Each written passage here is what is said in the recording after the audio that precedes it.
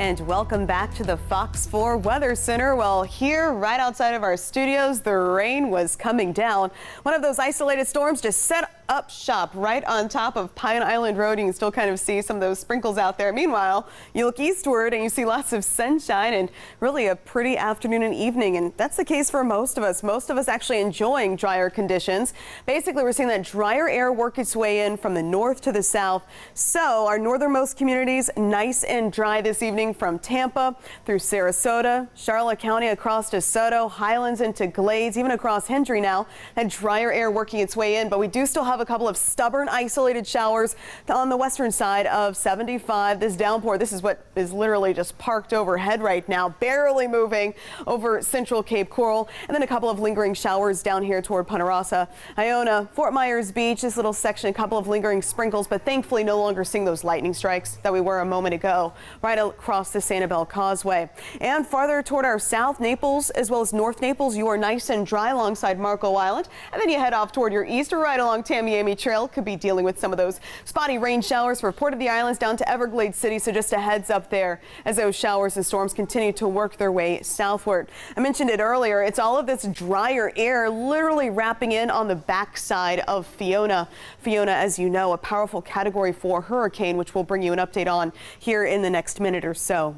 Helping you plan out your evening conditions, overall staying fairly quiet. Yes, we could see a couple of showers and storms out there, especially for coastal Lee and possibly parts of coastal Collier County, but otherwise very limited indeed. Overall, I'm expecting a partly cloudy sky until about 8 o'clock, then a clearing sky by 9 o'clock. Fall officially begins at 9:04, at which point temperatures will be around 81 degrees or so.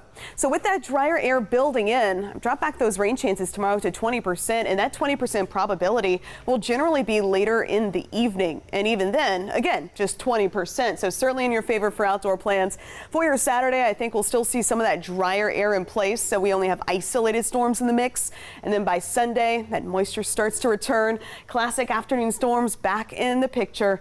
And then for your Monday and Tuesday, afternoon storms return. Classic for this time of September. So heading into this evening, overall, I think things will be fairly quiet as that dry air continues to build in from the north. Tomorrow morning, tons of sunshine, temperatures in the mid-70s. I'm not really expecting much in the way of cloud cover even heading into the afternoon. And notice those shower storms few and far between. We could see a couple of storms, say right around 8 o'clock later in the day, but then they'll just kind of fizzle out. And then heading into your Saturday morning, a quiet start expected, fairly quiet honestly throughout the day. And then this is why I have that 30% probability in the mix, but still conditions in your favor for those outdoor plans. Time now for a check on the tropics.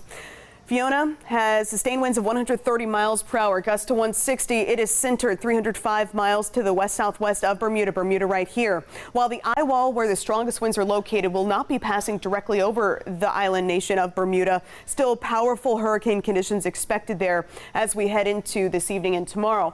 Thereafter, the storm moves into the Canadian Maritimes. Unfortunately, there could be hurricane force conditions there as well Friday into the weekend.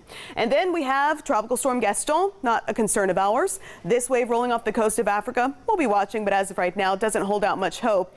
This wave, 30% chance of further development. Plenty of time to monitor.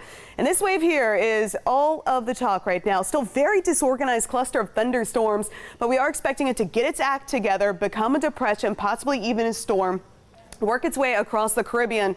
But once it moves into the southern Gulf of Mexico, National Hurricane Center is saying it's just too early to tell if it could have any impact along the United States Gulf Coast and where potentially. So don't jump to conclusions just yet. We'll bring you that updated data. Of course, as soon as it arrives, we'll have a much better idea of where it will be tracking this time tomorrow. Boaters tomorrow, northerly winds 5 to 10 knots, Gulf seas a foot or less. Tomorrow, get outside and enjoy. Temperatures, though, they're going to be hot with that mostly sunny sky. For years.